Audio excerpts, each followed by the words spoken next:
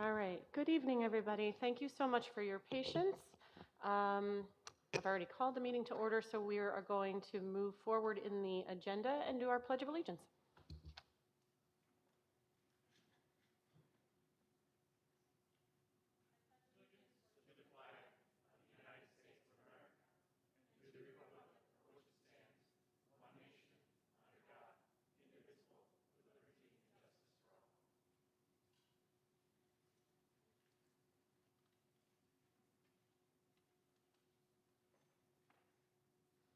Okay. Um, If you come to our meetings regularly, thank you. And also, you know that each month we like to recognize students, employees, and community members that have gone above and beyond, have done something fantastic, and recognize their contributions and how much we appreciate them. So this month, our recognition. Our recognitions are several. One for the elementary school sing-along, which is always just a delightful, a delightful event. So special thanks to Mrs. Waltz and Mrs. Chauvin.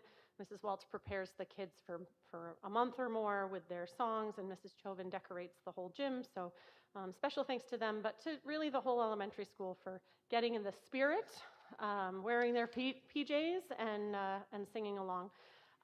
We also had our elementary and high school winter concerts in December that were phenomenal, both of them. Again, special thanks to our band director, Mr. Hopkins, Mrs. Waltz in the elementary school, and then Miss Heck in our high school for her chorus.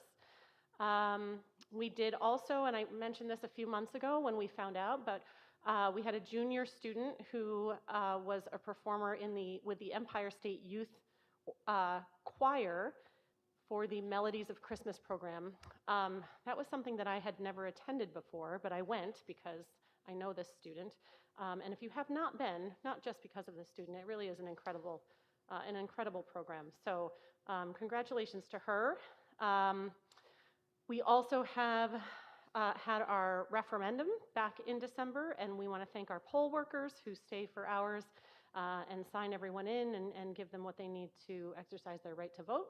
And then finally, not on our list, but I'll let everyone know that Mr. Rivenberg passed his CDL test and is now a substitute bus driver. And he got to drive the pre-Kers in this morning, who he thinks are adorable. So when we need a substitute bus driver, we will look no further than the business office. And we are always hiring bus drivers. Yes, we are. We are. Mr. Rivenberg would probably appreciate anyone who's interested in being a bus driver. But you can attest that it's kind of a lot of fun, right? Okay. Anything else that I missed that anybody has? You guys, students, anything that I missed that you would like to call out? No? Okay. All right. Any questions or concerns about our agenda from anyone? Any changes, Serena?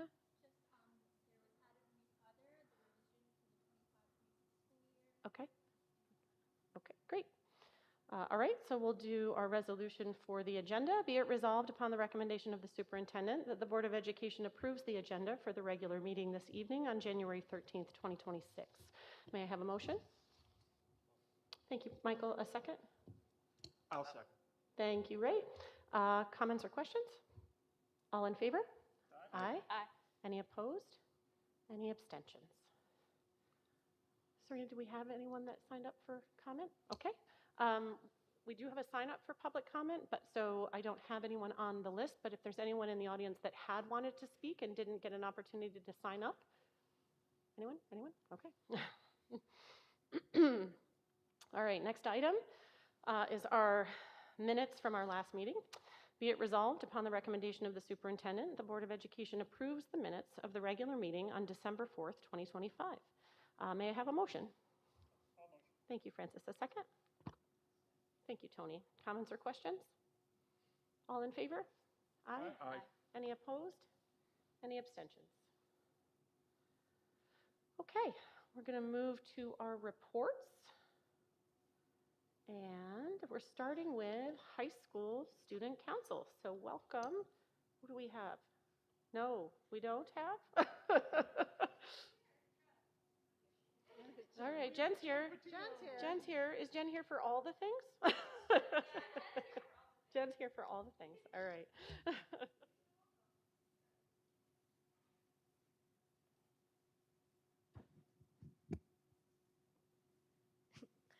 Okay, hi guys. I'm Jennifer.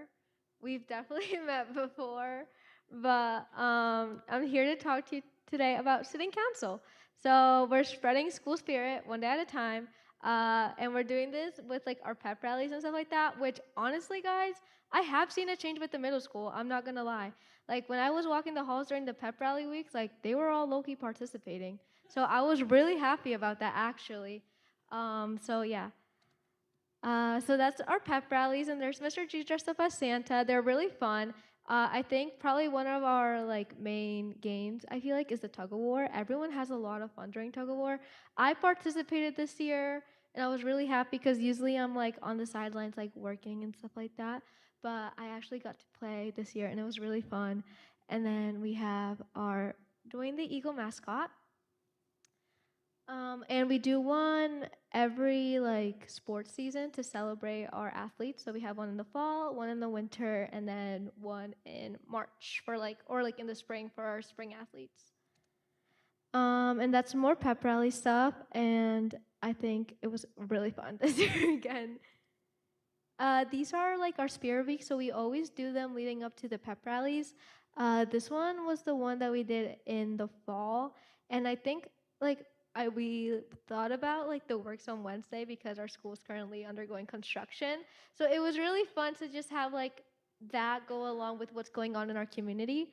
And I thought that was like a really cute idea that we came up with. We always like to do usually like the class color, and this year, you know, as a senior, we got to do black, which is like really cool because like it's always been a senior thing. So it was cool to finally participate in that. And then this was our Spirit Week leading up to our winter pep rally. Um, let's see. Ooh, the Winter Wonderland was fun. I thought that was kind of cute because everyone got to kind of dress up in a certain color. And the Festive Friday, it's always fun to see people with their little sweaters. I had a Snoopy one, so I thought that was kind of cute. And this is gonna be our Spirit Week for the spring. And yeah, so we have Aloha Monday, Take Me Back Tuesday, Western Wednesday, again the class colors, and again seniors get to wear black, and then Pep Rally Fridays, which we always do the purple and gold. I'm really excited for Aloha Monday. Those are always really fun because we get to be like summery and stuff like that. And this is our homecoming dance. We recently started the homecoming stuff because I think it's like what 2 or 3 years ago now, Miss Downs. 2 years ago. This is our second one. Yeah, because we used to do semi-formal at Settles Hill, but because a lot of the schools surrounding us do homecoming dances, we decided to also do a homecoming dance. And I think that also added on to the school spirit stuff because people are like, oh, we do stuff that we see on the internet. You know what I mean? Like everyone else has a homecoming dance, everyone does Hoko. And now we finally were able to do Hoko, which I think was something that really helped us with the school spirit here. And so the Hoko dance is only for like high schoolers, but we can't forget about our lovely middle schoolers. So we do a snowball dance for them, which is also really cute, but it's in March this year. And now we have our sixth graders added to it.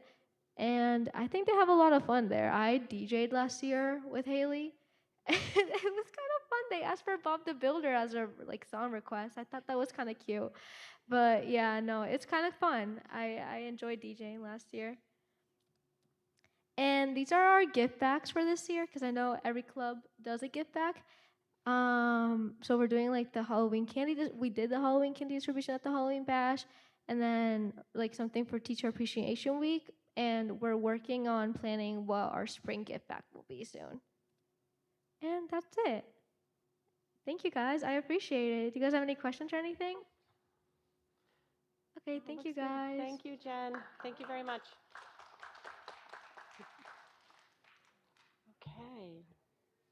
Busy student council. Oh. She's just changing her hat, right? Just change your hat. Okay. All right, so next up we have Drama Club.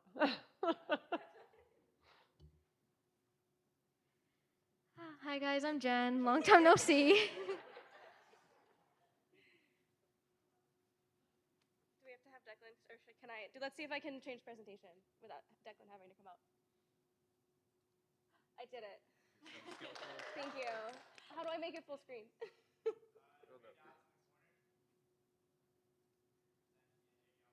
Amazing.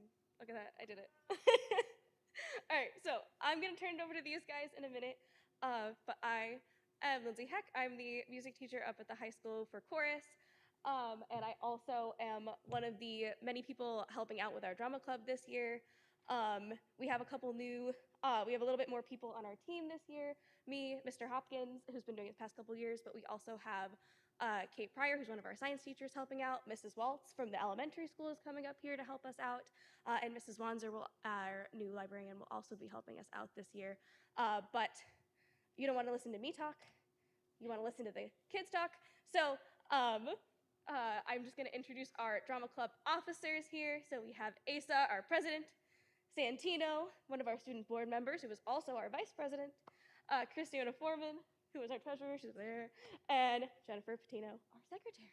I'm going to turn it over to these guys. Okay, so about Drama Club, it's, Drama Club. We've always put on a performance.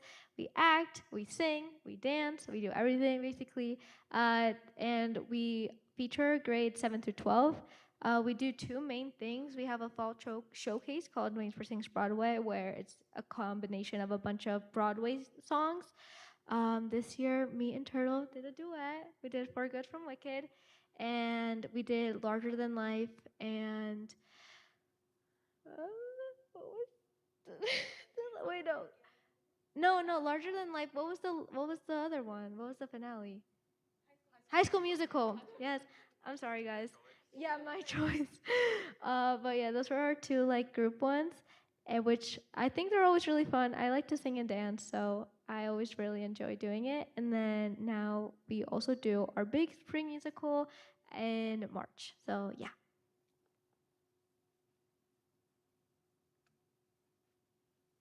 Okay, so this is our spring production from last year. We did Adam's Family. As you can see, we had a really fun time doing it. It was a great show to put on. It had really good response. We had really good profits. We had an amazing set here that was put together by an amazing team, and we'd like to thank that team once again because they were awesome. Thank you so much. Unfortunately, this year we're not going to have such a large set because part of that was part of one of Mr. G's classes last year, but we still think this production is going to be awesome. Yeah. We're getting there. We're keeping you in suspense. It's a surprise. So part of the drama club is the pit orchestra, which started off with Cinderella. That was our first year doing it, and then Wizard of Oz was our second year doing it, and then the Addams Family was our third year doing it. And it features a lot of students, but we also have some adults there, which they're very helpful too. And sometimes if I ever got lost, I knew the adult was there and knew kind of what to do too. So yeah, I think it's cool, and it's definitely interesting that it's a combination of adults and kids. I think that was a really great opportunity to have because honestly, I've learned a lot from just being there and playing with people that have years of experience. So I think that's really cool for us.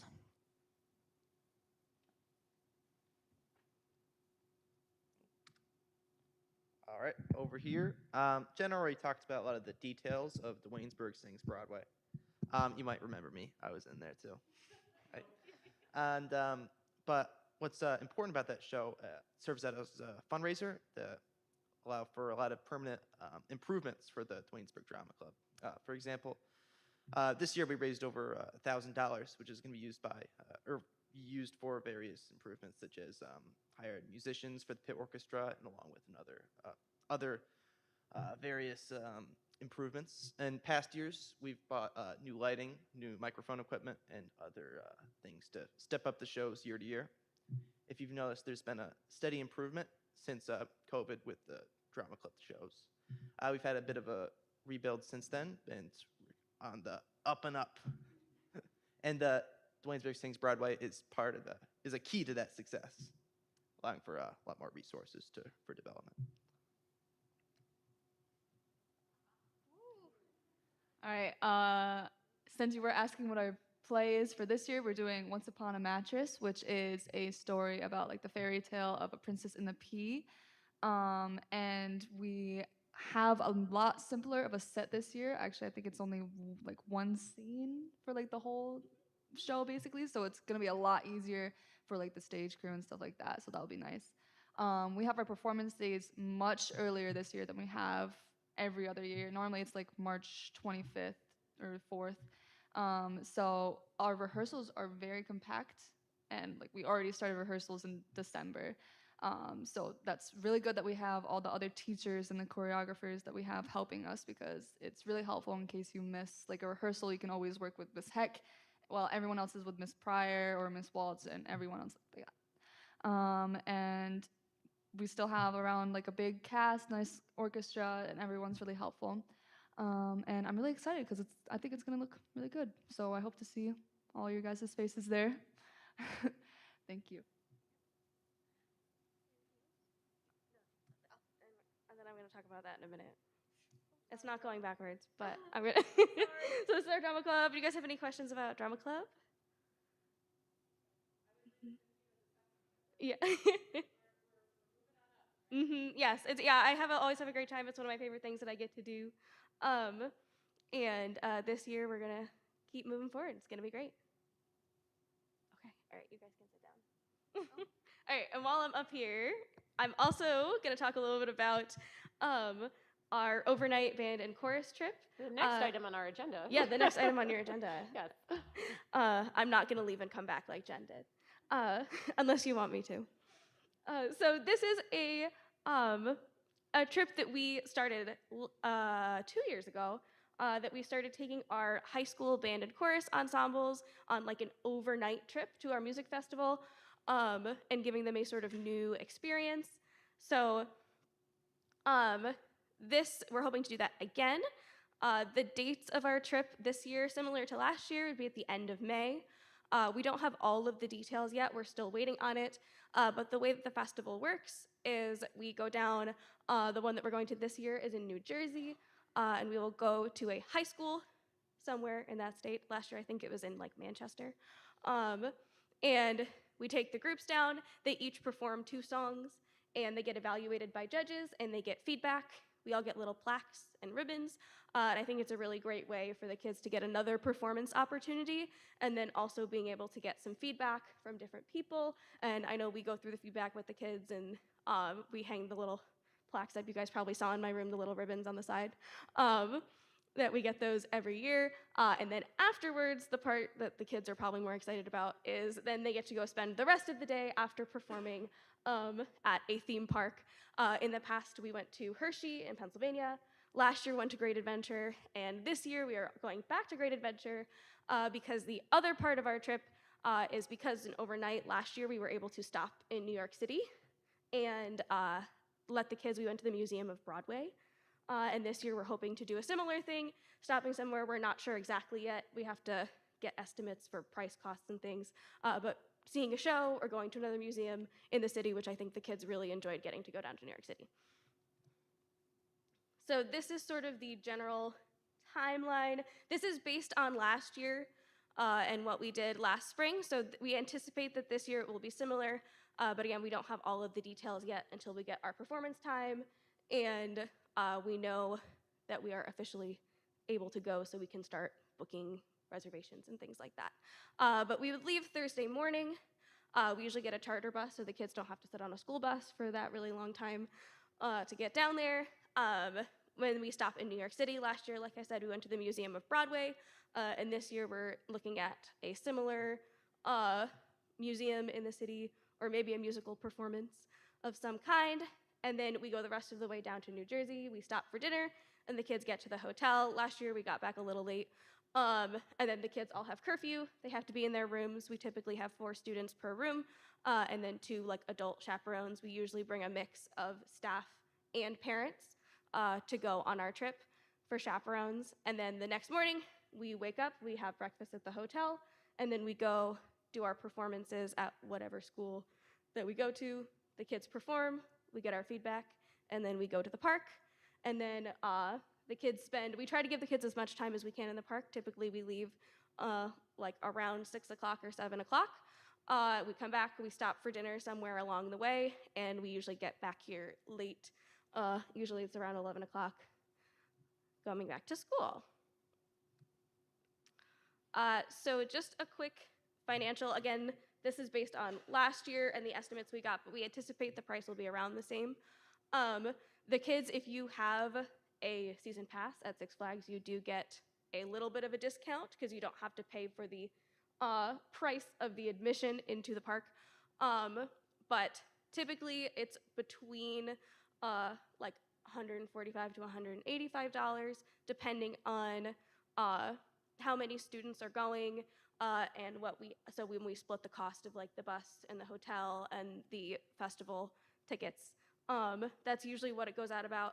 I have t-shirts on there because if you've seen our Dwaynesburg music t-shirts that are purple tie-dye, most of the kids already have them, but if they've grown out of them or if they are new to the ensembles this year, they do also have to get a t-shirt so that they can all wear them when they're in the park. And they look nice for their performance, but also we can all find them when we are walking around the park. I do find that the purple tie-dye is a lot easier to spot than some of the plain colored shirts. Also, our shirts are cool. And the kids wear them to school even when we're not on field trips. And these are just some pictures from last year.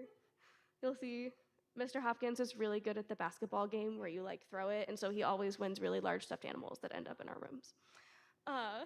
So this is, some of these are from the performance, a lot of these are from the park, and this was our big group picture. That was at the end with everybody. Great. Any questions? Yes.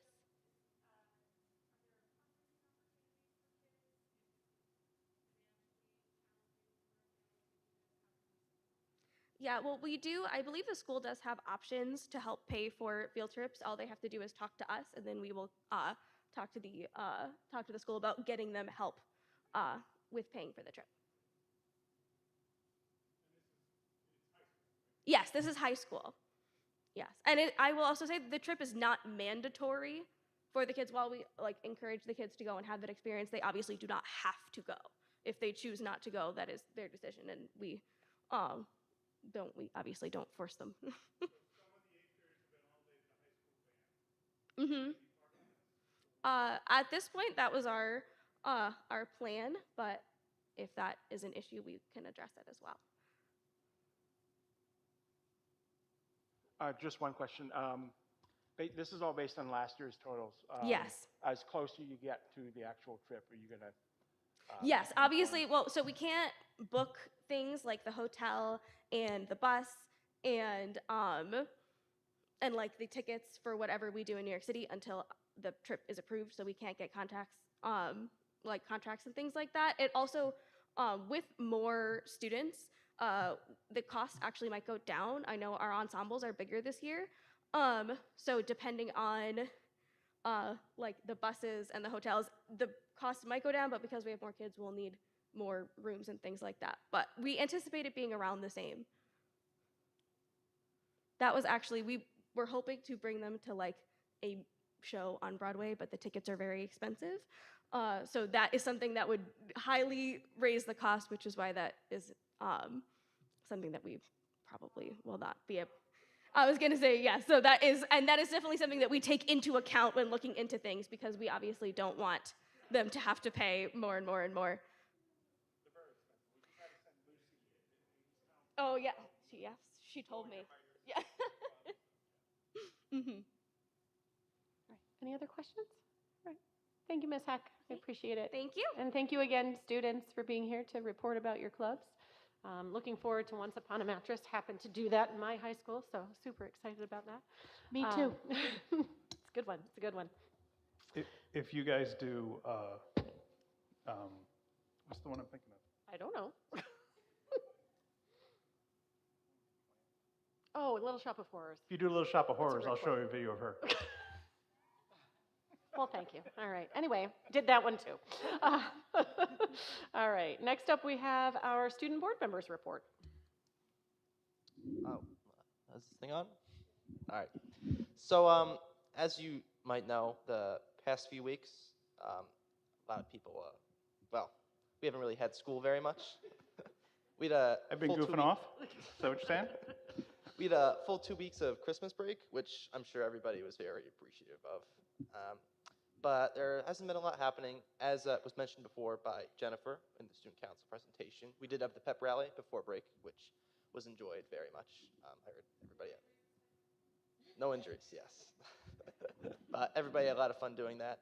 And so, you know, keeping it informal here, but there hasn't really been much going on. But so far, since everybody's come back from break, everything's been going very smoothly, and school's going very well. But that's about it. Like I said, not much going on. Yes. No, I don't have anything. Ari, aren't you going to tell the board about your great adventure with, was it Senator Fahey? Oh,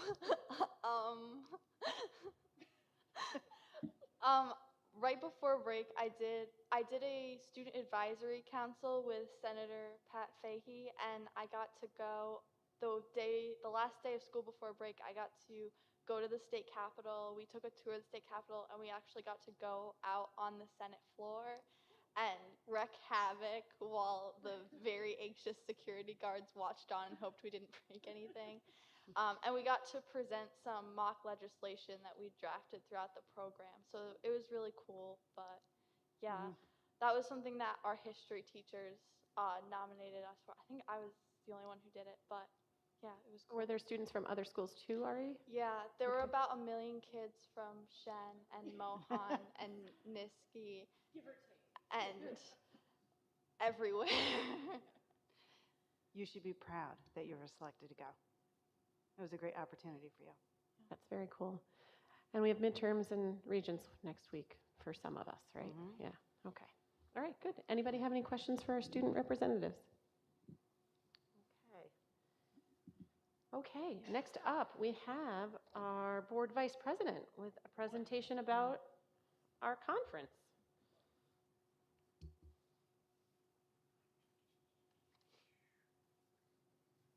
These people go away. Hey, that's me. Cool. All right. Am I on? Yes, I am. Hello.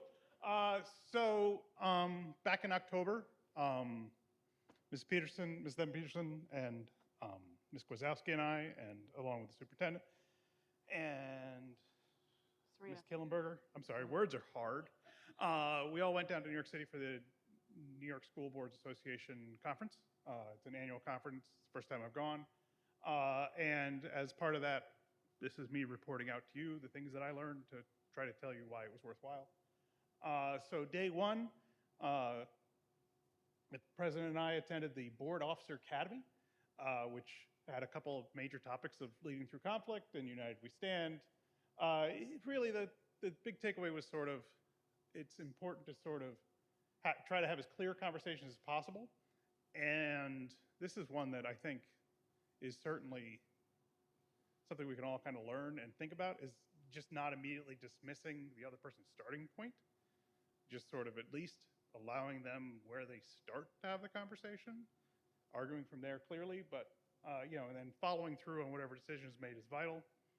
And even if it's not the decision that I started or agreed with necessarily, but it's the way it goes. So day two, there was a keynote on the dignity scale, which is sort of an interesting dignity index. Sorry, I typed the wrong word. It was interesting. It's just sort of a ranking system to sort of on how we interact with each other and sort of see each other's feelings, see each other as people. It was cool. It was a neat presentation. Some of the sessions I went to were about bridging the gap, transforming school board policies into accessible, engaging resources. That was interesting for me because I'm the head of the policy committee, and actually it was put on by the woman that'll be helping us rewrite our policy book. So that was an interesting time. I went to another one. They're not all bangers. This one was Reimagining Community Engagement, a new era of community and school partnerships. This was put on by, was it Kinderhook, Sarah? Yeah. I don't know. It was some school down in the Hudson Valley. They were like, hey, we don't have a lot of people coming to board meetings and coming to stuff, so we're going to put up flyers, and people will come. And that was sort of my takeaway from it. And I feel like we've put up flyers. I don't know. Really, I think engagement is still a real issue. I didn't feel that this necessarily drove in the right way.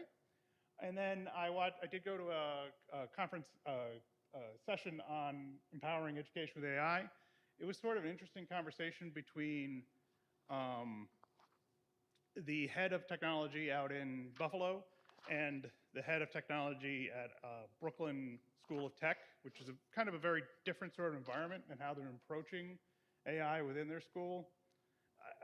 Neither of them really seem to fit the pattern that we're going to need to have here, but it was interesting to sort of hear schools that are ahead of us where they're at, because we need to come up with something coming up soon. So day 3, I went to a session on community schools, which was an evidence-based strategy for school improvement. Really, the idea there was, it was put on by schools in Monroe County, so primarily Rochester. It was, hey, we're a large school and we want to pretend we're a small school. And being a small school, it was interesting hearing how they're really working hard to sort of recreate the environment we already have. The one thing that I took away from that, I believe you took away something similar, was it's vital to try to, as the school, engage outside of our realm. We need to engage with EMS, with all of the providers in our community, and not just Duanesburg, the county, because EMS and the sheriff are countywide. So if there's a problem, if something gets called in an odd corner, the school may not necessarily know, unless 911 is able to probe them somehow. So there is a real value there to figuring out how to kind of strengthen some of those bonds, both in Schenectady and Schoharie County, where we have footprints. And finally, the closing keynote was on kindness, and that was a beautiful presentation. You played a video last time. It was really amazing. I enjoy watching him anyways, the presenter, when he's on CBS this morning. But it was a great conversation around sort of the world we create is the world we have to make it, and we have to do it by supporting each other and being kind. It was great. So my closing thoughts. I don't like New York City. Don't like it. It's too loud. Buildings are too tall. Too much going on. It's too dirty. Like I said, we need to think about pairing more with our within our region, with other Schenectady County, Schoharie County schools, and to give more weight and advocate for alliances with learning and social needs. Every school is dealing with low community turnout constantly, and it's annoying and frustrating, and it drives me crazy that we had 165 votes when we had this auditorium filled with people. People just aren't showing up and doing stuff, and I don't know how we drive that. And the stories that I heard from schools that are bigger than us, smaller than us, all around the state, we're in really good shape. Some of them have real horror stories as to where they stand, and we're doing fine. We have a really good student base. We have a really good community. We just need to kind of connect things a little bit more, and I think we'll be in great shape. I'm always willing to talk more if anybody would like to, and for now, that's me. Thank you.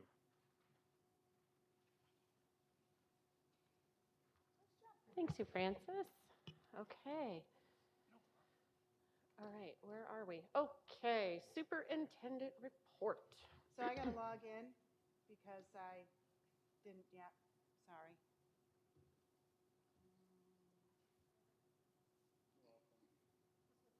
Oh.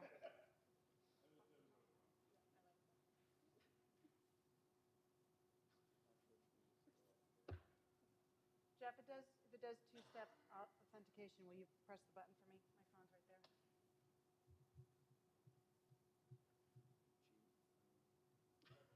This one? Don't go off in either. Oh. Yep. Now we're taking pictures. It wants a password. I don't have that. It's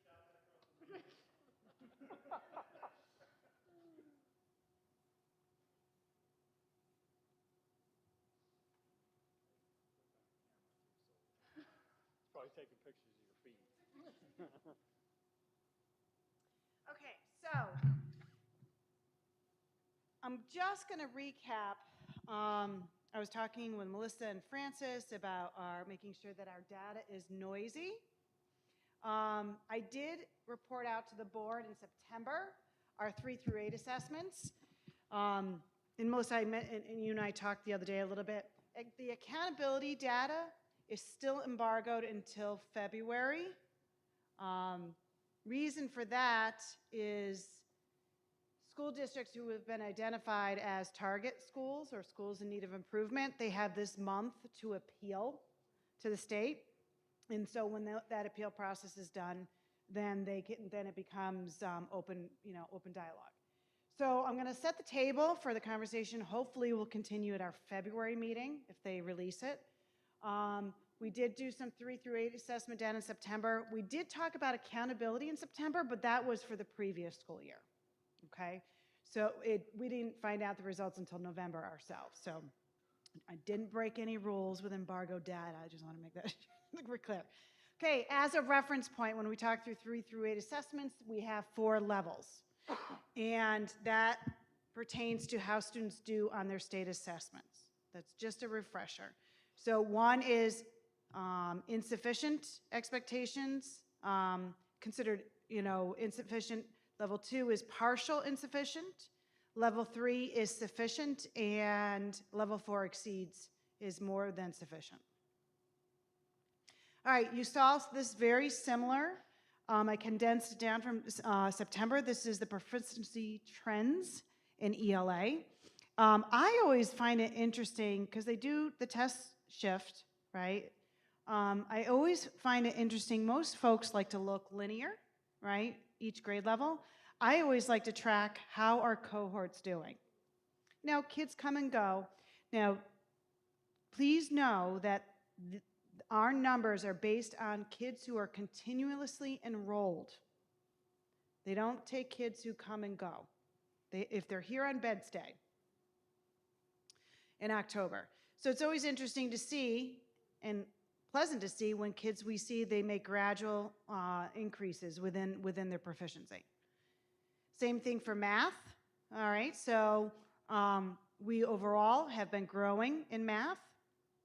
And again, other than some hiccups throughout the years, and there's multiple reasons why kids could fall down one school year, including shifting to computer-based testing, which was a challenge, and it's still a challenge. As we mentioned last year with the Regents exam, was it living environment? It crashed. Living environment, it crashed during the computer-based testing. Kids got frustrated. So that impacts things. So there are nuances. Then we look at science. So science changed. And you're going to see 2024 was tough, not just for us. It was tough across the state because it was a brand new test and a new testing grade. So, but you can see we did a nice recovery.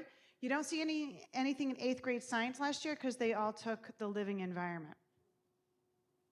All right, performance levels. Here's just drilling down a little bit deeper. So when we look at the assessment year of 2025 in ELA across 3 through 8, right?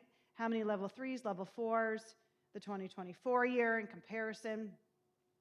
And it's nice to see that when we look at level 1 versus level 2, when we try and move kids, I know this, it is academic interventions, but from an instructional leader approach, you really focus on your level 2 kids because they're easier to shove forward, right? That gap is not as big. We do provide interventions for our level 1, but we like to make sure that if you focus on those level 2s, they're easier to shove forward to level 3.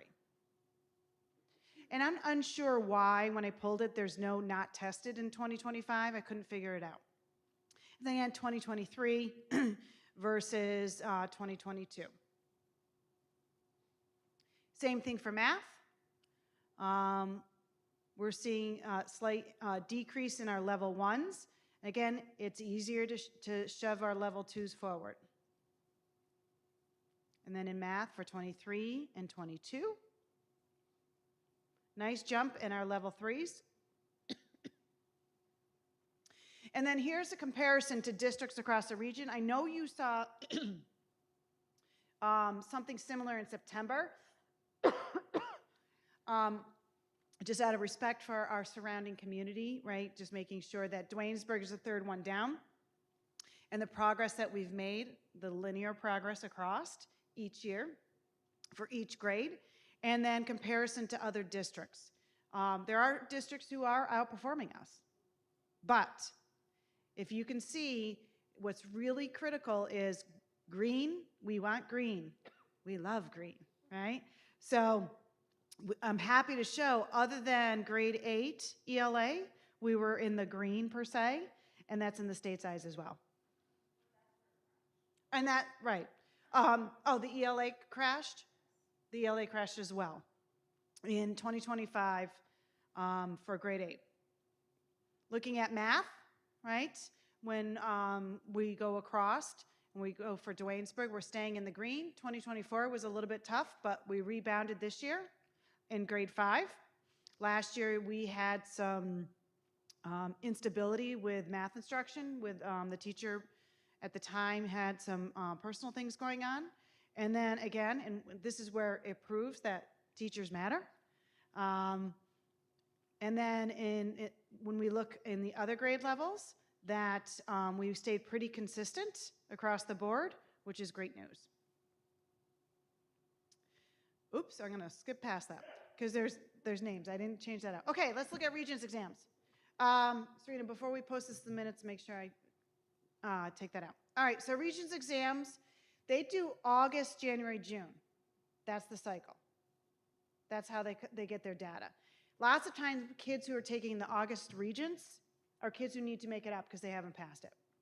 So just keep that in mind. January is usually our first bite at the apple for a lot of kids, and some who need to make it up again. But historically, August is the kids who need to take it and pass it again, and January is traditionally take a bite at the apple, and then June is the big month. But for data-wise, they combine them together.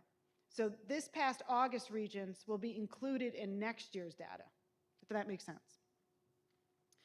We look at Algebra 1. We had 63 students, 39 passed, 22 failed, 2 were exempt. Exempt is based on their either students with disabilities or their social emotional needs.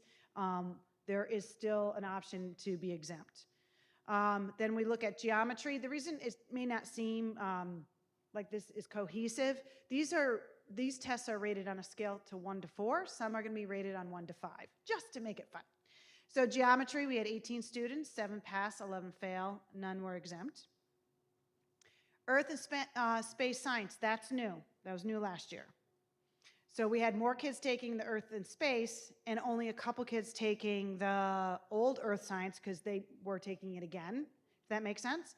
So 30 kids took the Earth and space, 24 passed, 10 of those 24 earned mastery, 5 did not pass, and 1 was exempt.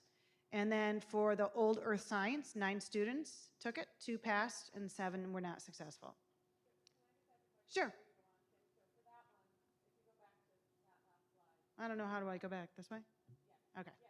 So these students that took this old Earth science test, all of them are taking it for a second time? Yes. Pretty accurate, right? They're not taking it for the first time, yeah. Because the test changed. Right. Yeah, the Earth and space. And kudos to our teachers, right? When they had a brand new test, brand new curriculum, And to have 10 kids get mastery, that's excellent. Now we're going to level 5, right? 1 through 5. So we want to change it a little bit, and it's still science. So we have the new life science biology. 89 students took it, 45 passed, 1 was mastery. Again, brand new. Did all our 8th graders take this as well? Our 8th graders took this as well. So this was a brand new frontier for all of us. Learned a lot of lessons along the way. This year they will take it again, but we're looking at how we can support these students better in the 26-27 school year. We've already started the conversations about it. The living environment is the old exam. So again, we had 10 students taking that. 6 passed, 4 were not successful. Physics and chemistry are on a scale of 1 to 5 as well. Physics, 6 students passed, mastery of 5. And then for chemistry, but there's only 4 levels for chemistry. I didn't want to do another slide with another bar. 38 students took it, 32 passed, and 9 received mastery out of those 32. So that's excellent results. Common Core ELA, 63 students, 45 passed, 18 received mastery, and 18 were not successful. And then Algebra 2, which again, these are level 5s. 56 students took it, 37 passed, 6 mastery, 19 unsuccessful. Global History, 47, 34 passed, 14 mastery, 13 unsuccessful. And then U.S. History and Government, 52, 39 passed, 10 mastery, and 13 were not successful. Here are the trends over the years, right? So NA means the test had changed because it was the framework. So global history has stayed the same. And then when we look at U.S. history and government versus the framework. And then regions, Common Core, obviously the same. There was a little bit more of struggle in the last couple of years, but Jody has really worked hard with the English department in restructuring how they're delivering instruction and who is delivering instruction. They're in agreement that the more seasoned teachers have more success. All right, so when we look at algebra, and then that test changed 2 years ago. It was Regents Common Core Algebra, and then it just became algebra. And then we have across, from 2022, and same with geometry, that changed as well.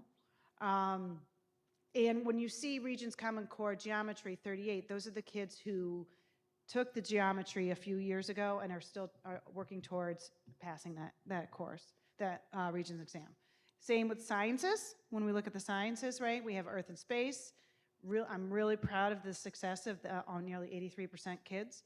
And then biology, and then the living environment crashed. Right? It was living. I always get it mixed up. I have to look at Jody. So the kids were taking the assessment, and it was across the state. And kids across the state, it all crashed at the same time, and kids could have been almost done with it.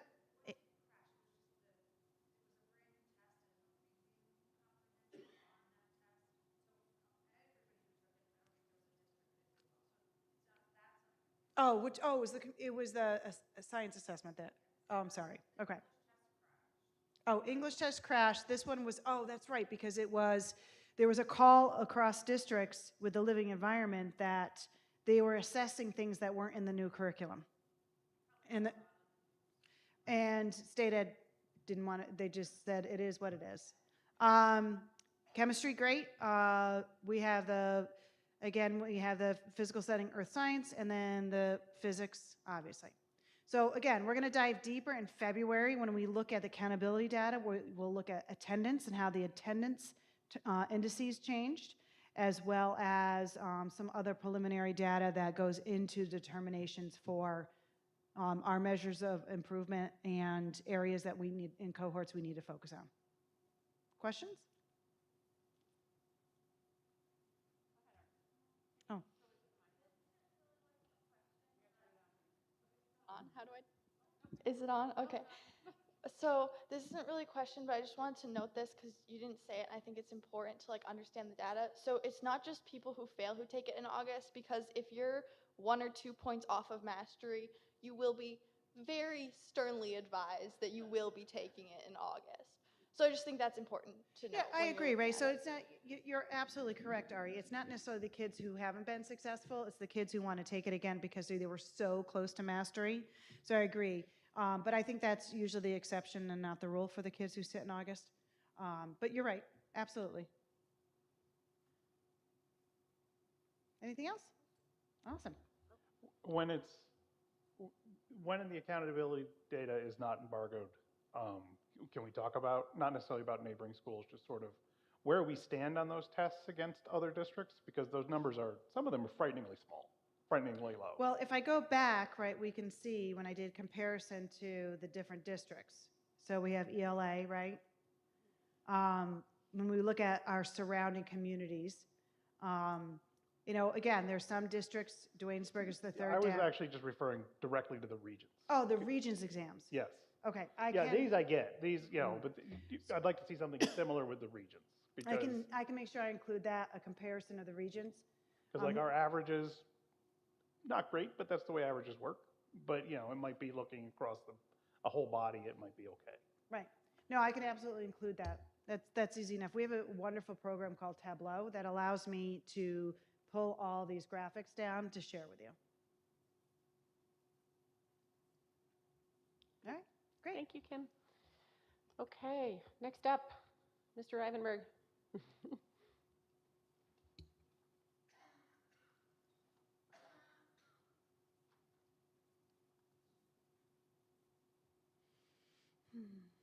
How do I get myself out of here?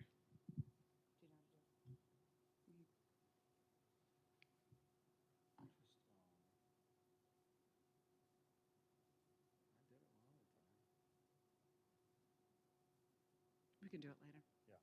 We'll do it later. I bet you Declan knows.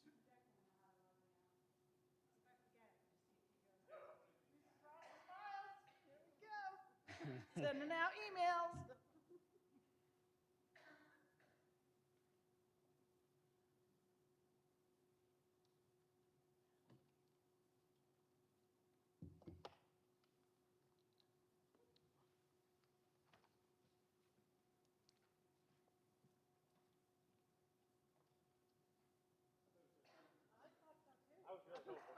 You're what?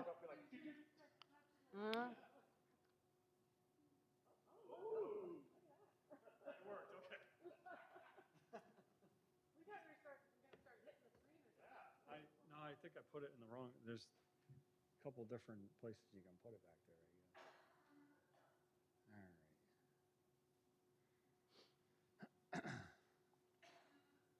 I know I'm so old school, right? I got the PowerPoint going, no Google Slides. All right, so a quick little preset for our budget planning that we'll do over the next couple months. Just a couple little things just to kind of show how we're going to discuss the budget this year.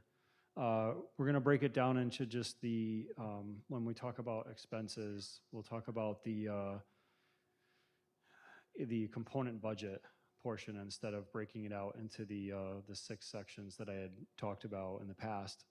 Just kind of make it easier for everyone to understand. So we'll go through the administrative budget and then the administrative portion, the program portion, and then the capital portion. Actually, I apologize. It'll be capital. We'll talk about the capital first, just because a lot of what comes out of the capital are kind of like the things that we know right off the bat when we start the budget. Like those are the things that we know what our debt service is going to be. We know what our facilities costs, kind of estimated will be at that point. And then the last thing you'll end up discussing will be program, because those are the things that we're all discussing and working on during budget session, and discussing anything that's needed in the classroom. Principals are discussing with their teachers what they need for next year, and so on. So that'll be how we'll discuss the expense budget this year. And then I will also, as things start to unfold with revenue and state aid and all that, I'll bring those to the sessions as well as they start to evolve. So the next board meeting, we will talk about the tax levy and the tax cap because that does have to be filed by the March 1st deadline. So that's a pretty quick process, and we'll have to establish that at the next meeting. For those of you that don't know, the governor gave the State of the State address today. I did not get a chance to watch it. She didn't talk about it. She didn't talk about Yeah, it. so nothing was really talked about. So we'll just see, and we'll wait and see when the New York State budget comes out to just see where we're going to kind of set the stage for where we're going to stand. So the district is made up primarily with our revenue side of state aid and property taxes. So where if we're lacking in state aid, then we have to make up for it in property taxes in order to meet those the needs with our expense budget. And then if there's any gaps, then we would look to balance that budget with either fund balance or reserves.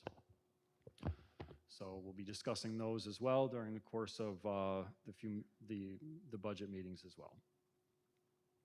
Just a look at where we could be with our foundation aid. One of the biggest portions of the state aid that could come out is that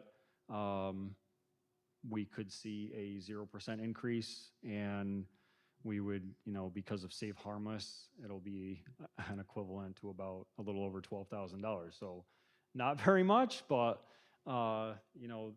hopefully the foundation aid thing will be sorted out this year. But this is at the worst, it'll be a 0% increase on that foundation aid, giving us very little with state aid, though, because foundation aid is a large portion of the state aid that we receive, with the other categories, most of them being expense-based aid. So as we're spending it, we're also earning it back. So it's not like we're getting more money to add program.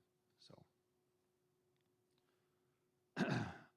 this is something that I thought Francis would like, and it was without him even mentioning that. I didn't even know he was going to mention what he mentioned tonight, but this actually just kind of points out like what our percentages were for budget votes of the past, and then also the actual total voters. So you can see it's fluctuated over the years. We just had a few years where we had a really good turnout, and then over the past couple of years, it again kind of leveled out to where it had been between 2017 and 2020. So it's important for people to get out to vote, but this kind of shows where we're at with our votes in the past. So some of the things that we'll be talking about with challenges of the 26-27 budget, obviously, are that we don't know where we're going to stand with the foundation aid. Will it remain flat or will it increase? And then we do know, as we discussed last year, contractual obligations and renewals, they will continue to rise. So those are the things that we know. It's just that where they fall is going to be something to determine later on. And then we can assume that employee benefits, health insurance, and retirement systems will increase. There are a lot of threats with health insurance increasing, though I'm going to keep my fingers crossed because we're still doing well with our health insurance trust that we're in. So I will say that I got trust that our health insurance trust is going to do us well this year. So especially compared to some of the other health insurances for other school districts. So we'll be talking about, this is the tentative budget planning schedule, and if anything pops up, I will address or I will adjust this as we move along. So at the next meeting, we'll talk about the capital portion of the budget. We'll talk about the tax cap and where we stand with state aid at that point. The administrative budget will be on March 3rd. And we'll talk about revenue budgets, our revenue updates as well, and then program on the March 24th meeting. And then the community budget presentation with the board adoption of the budget would be on April 21st.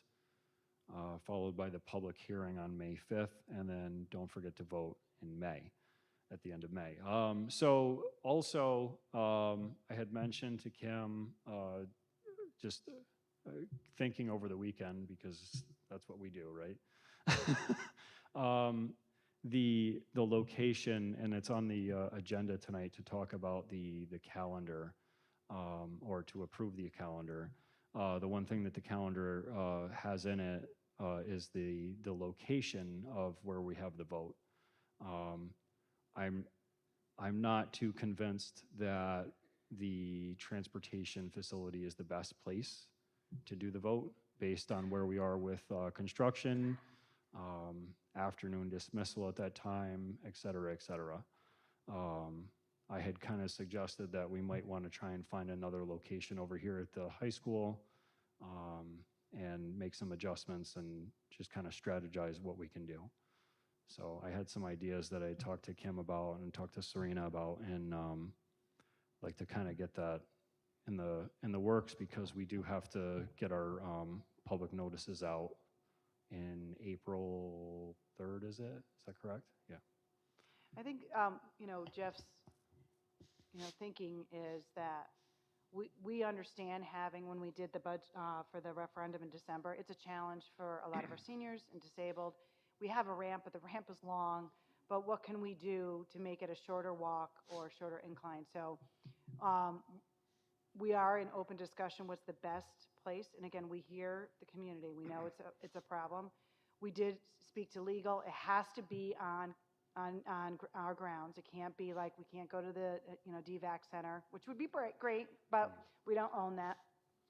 So I would say probably in the next few weeks, as we had a capital project meeting today, and they make it sound hopeful.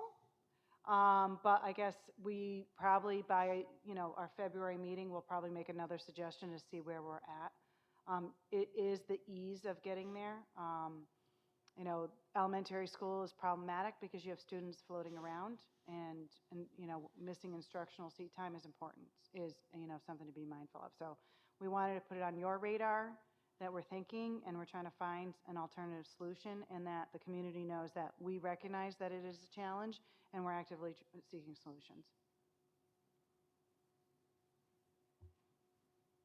Any other questions for Jeff? Okay, thanks so much. Okay. You driving a bus in the morning? I don't know yet.